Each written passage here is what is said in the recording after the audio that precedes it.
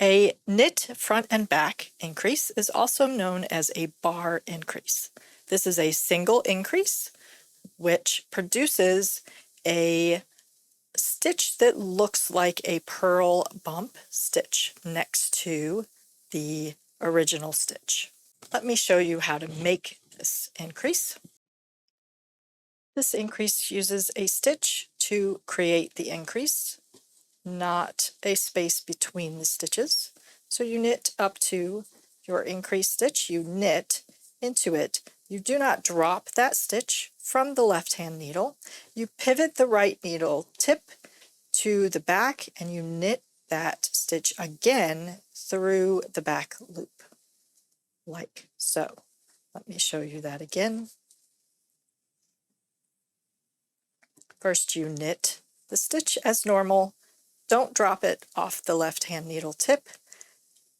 Pivot the right needle tip to the back so that you can enter that stitch again through the back loop and pull a loop up, making 2 stitches out of the 1. So this produces a knit looking stitch and a purl looking stitch.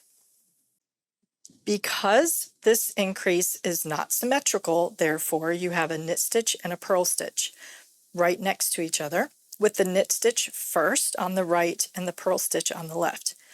Because of this, you need to carefully think about where you place this increase in order to make your mirrored increases look actually mirrored and have the same number, what appears to be the same number of stitches on either side of the purl bump increase.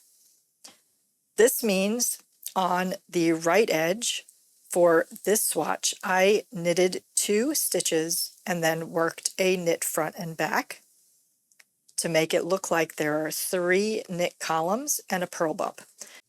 On the other side, however, I worked until there were 4 stitches left on the needle. I worked a knit front and back in that 4th to last stitch to produce a knit stitch and a purl stitch with 3 knit stitches sitting on the left of the purl bump.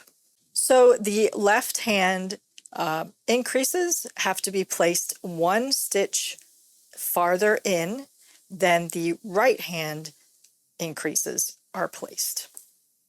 That is the knit front and back or bar increase. Thanks for watching.